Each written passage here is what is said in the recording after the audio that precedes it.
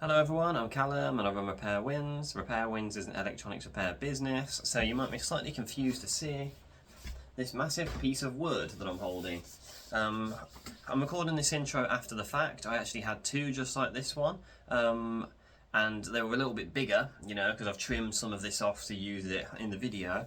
But the idea is that in my living room I've got a sort of two IKEA tables that I've put together, and they've got various computers and a printer on the top and whatnot. Loads of wires beneath. It looks really ugly, okay? It's just a mess. And one day I had a thought. I thought I ought to put some panels in the side of that to cover it.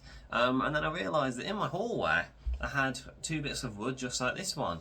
And you can tell it's come from a cupboard or something, because that's clearly a cutout for a European standard hinge. So if you live in Europe you'll recognise them, just open your kitchen cupboards. But I thought, well, maybe I can measure this up, cut it down and make it fit. And that's pretty much what the video covers. It's the process of me taking the scrap wood, devising a system to cut it, cutting it all out, devising a system to install it, and then installing it. And I was pretty pleased with the end result. Maybe you'll be surprised by it, maybe not, I don't know. The only way to find out is to sit and watch the thing. Measuring tape, and then measure the distance between here and there. So you can see then that I've just locked the measuring tape in place, butt it up against here, shimmy across, and we can see that it's sort of 44.7 centimetres it looks like. Do you know what, I'll draw the line 44.8 and cut through the line, and then that should pretty much get us bang on. I'm expecting they're all going to be the same width, because these are square tables and the holes are pre-drilled, and I'd like to think after however many years in existence IKEA know how to drill 4 holes that are square. Either way, we'll find out. I've decided to put this thing on my sofa because it's a decent flat run, and if you look over there I've got 4 laptops on the table and then one that's in pieces and so on.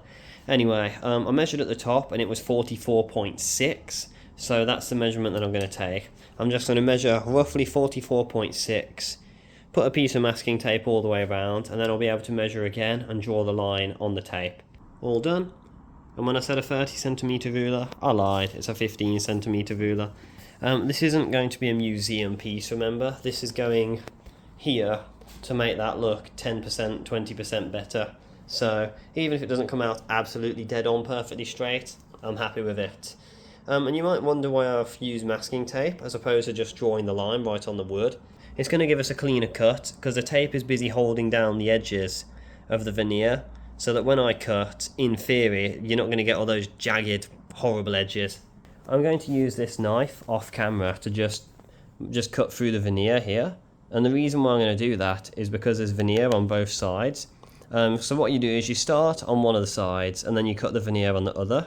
Because if you don't, then what happens is that you cut through the wood and it's fine, it's fine, it's fine, it's fine, and then it snaps. And you end up with a horrible jagged edge because all the weight is on this thin piece of plastic veneer, and it ends up snapping and it just tears away and it takes whatever wood it's holding onto with it. So then, which do you think looks better? This, nice and neat, sort of a fairly even gap the entire way along, and I've even set the panel back a little bit, or that, with all its mess and ugliness and whatever. Because I would say that I think this bit looks better, and I think it would look better still if, instead of having the gap at the top, we had the gap at the bottom. This is just a proof of concept though. I need to get all of the other pieces measured, cut down, and then ready to go into place. And once they are in place, we'll obviously work out a way of securing them there permanently. But seeing this gives me a little bit of optimism. This might end up looking fairly decent at the end, if we're lucky. In the end, I've decided to use a jigsaw instead of my circular saw, and the reason for that is that it's much quieter and it kicks up way less dust. Anyway, you can still get a nice, neat, clean cut, and what I've done is, same as last time, just put the tape down, drawn a line on it. I'll bring you around to the other side, and I've just used a saw to break the, to break this bit of laminate on both sides. I've got it clamped to the table with my cheap, crappy 2-inch clamps. Now, this is my landlord's table, and oh, how I have abused it over the last few years. I'm probably going to owe the chap a new one before I leave, if I'm being honest. But anyway, I'm going to stick it in this rubbish little tripod, and hopefully you'll actually be able to see what I'm doing.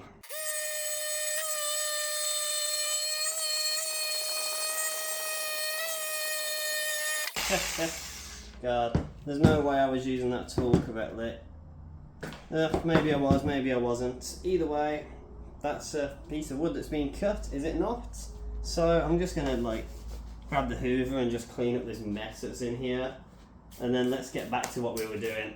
Alrighty then, I'd like to show you how it fits. So I'm gonna flip it around so that the best side is facing upwards, because this board has a little bit of damage, but I'd rather keep the damage down here than right here where it can be seen. But dare I say it, this fits pretty nicely. If I just wiggle it out ever so slightly and I line it up, it goes in nice and flush pretty much the whole way around. Quite happy with that. So I'm just going to cut the other boards up now in the same way.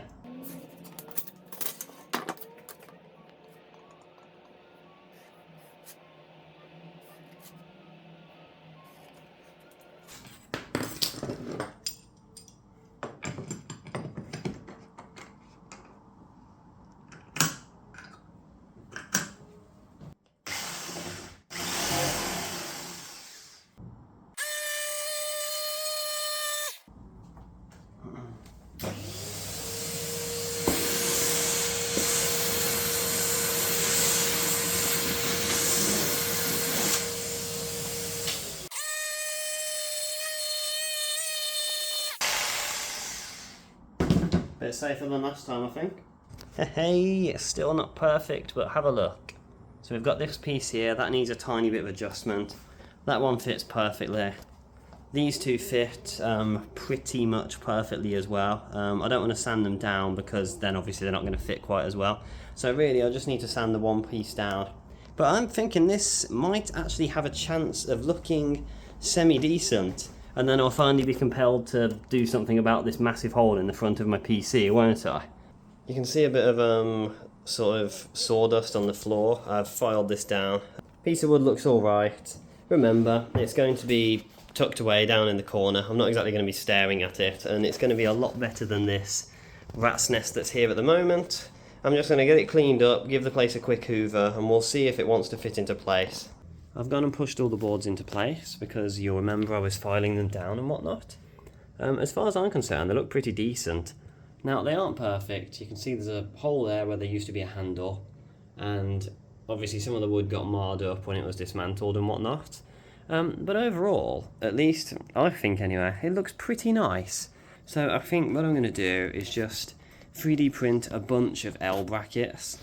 I'll super glue the bracket to the piece of wood, and then I'll screw the piece of wood in to the top of this unit here. I think 4 brackets per side, 16 in total, should be plenty. It won't cost too much in filament, it won't take too long to print, and it should be, it's a little bit utilitarian, but it'll do the job, and it'll make sure I have the adjustment that I need to get this as close to perfect as I can. This is my own design. It's a light duty L bracket. I've used it a number of times over the last sort of year, maybe 2 years, and so far it's proven to be reliable. Here we are then, these are finished, and I should just be able to, well the top one's going to come off with no fight at all, so that's nice. And then this is why I like printing stuff on a raft, because it just snaps off really easily. This is the method that I'm using to attach the clips. So I put some super glue on here, and then I'll line this up with the edge, and I'll hold it down in place. And to be clear, the super glue isn't doing the holding, it's just keeping this in place, so that when I go to put the screw in there, it doesn't move about. Then I get a ruler, and I'm sure my maths teacher would tell me it's called a rule, but I don't care because I'm not in school anymore. Hold the ruler like this, look, and then I can line this up and push the ruler in to the wood, and then push down on here, and then now I've got it nice and lined up. Then all I need to do is wait for the super glue to sort of cure a little bit, because super glue doesn't just dry instantly, it takes a while. And then I can put a screw in there, and that's just going to clamp this down nicely. This is what one of the boards looks like once all of the L brackets have been screwed on. So as you saw in the clip a moment ago, I put some super glue on the bottom, use the ruler, line it up, hold it in place, and then when the super glue is dry, I then put a screw in, because otherwise the glue would just tear off of the, it would just tear the veneer off. But the glue helps hold this firm, and then the screw just helps to secure it. And the best way that I've found to secure the panels is to just line this L bracket up with the side of here, do the same at the other side, and then as for the ones at the top, I go by eyeball, and I just put a much longer screw in, and then that screw gets twisted down until it leaves a mark on this piece of wood at the top. And then I do the same at the other side, look. And when I've got 2 marks, I move the panel out of the way, start some screws off, and then I switch to these much shorter ones, which then I'll get one hand under the panel, the other hand using a screwdriver, and that then can be tightened up, and then I do the other side, and I go along in a pattern like that until the board gets pulled upwards and sits nice and flat here. I just thought I'd turn the torch on so I can show you in a bit more detail. So I'll show you down here, look. One of the brackets is cracked, unfortunately, but it's really no big deal. I just backed it out ever so slightly and it'll be alright. And then up there you can just see how it's all screwed in. Down there, screwed in the same way. I just need to do the same for the remaining panels. But yeah, it's I think it is an effective system. It works well enough for me. And if I do accidentally bump into it or kick it or something, it won't really be a big deal to just move the brackets a little bit or maybe 3D print some new parts. So I'm happy enough with it. It's going to do its job, it's going to hide the cables, and it hasn't cost me a penny to build, so really can't complain. The way that I did these pieces was I just pretty much put a hand under here, pushed it upwards, put the screw in this piece, and then used a screwdriver to drive it down. I did the same thing on this side. I just used a screwdriver to drive it in whilst pulling up on the piece of wood, and the reason for that is that it's closed the gap at the top up, look. So there is a tiny gap the entire way around, but it actually looks worse on camera than it is in real life. The gap is really, really small, and this is by far the worst cut panel. This is the first one that I cut. So if the worst panel can end up looking like that, then there's high hopes for the other ones. Well, if you thought that was fun, then get ready for this. I can think of a million things I'd rather be doing. There we go. I'm not too sure how good the audio quality is going to be, but I'm going to demonstrate how I attach these boards. So I'm going to push this, line it up with here, lift it up slightly, and then drive the screw in.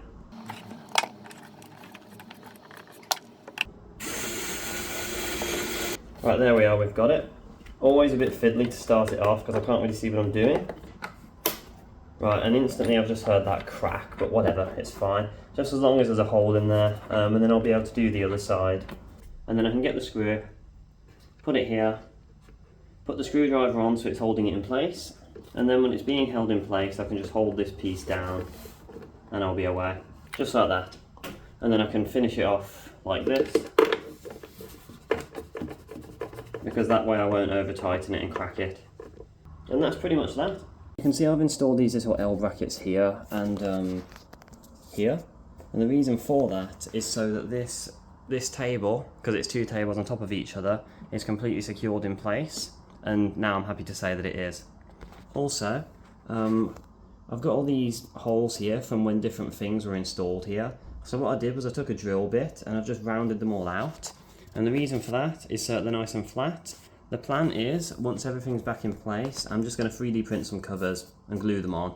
There we go then, that is the finished product. Just get down a bit closer so you can see it. I think it looks really good. Obviously it's not perfect, like you've got a little hole there where a handle used to be, and it's a bit scuffed in the corner. But you have to think, you're going to be over here looking at it in the real world, and then it's going to be in your peripheral vision as you walk past. So honestly, it's I think for the fact it hasn't cost me anything, for the fact I did it using basic tools, and the fact that I don't really know what I'm doing, it really hasn't turned out too badly. The only improvement I would make is to find some sort of a way to cover this up, but then again, this computer's got a bunch of air intakes and exhausts on this side, so maybe it's best that it's left uncovered. But I hope you'll agree that it looks considerably better than it did prior. And yeah, I guess I'll say it one more time. Really happy with how it's turned out. We have it then. That's all I've got time for today. I hope you found the video useful, perhaps possibly even entertaining, and maybe it's given you an idea for something you can do around your house or your flat or the office or wherever. If you did find it useful though, then feel free to give me a like. That would help me out greatly. Helps the channel grow, I can escape 20 subscriber hell, and we can get the message out to more people so that more people fix their own devices and more people keep their money in their own back pockets, because, you know, we could all do with a bit of extra cash these days, couldn't we? If you do want to see where the channel ends up going though, then feel free to hit the subscribe button. It doesn't cost you any money, and you can always change your mind if you decide that, these videos aren't for you. I've got something coming out fairly soon, I can guarantee you that, although I'm not certain what it'll be because I have several videos in the pipeline. It's either going to be about an HP G62, or building a computer to play old rubbish games, or something completely unrelated. So you'll just have to stick around and see what I've got cooking. Oh god, wasn't that terrible. Anyway though, I will see you later. Take care for now, and goodbye.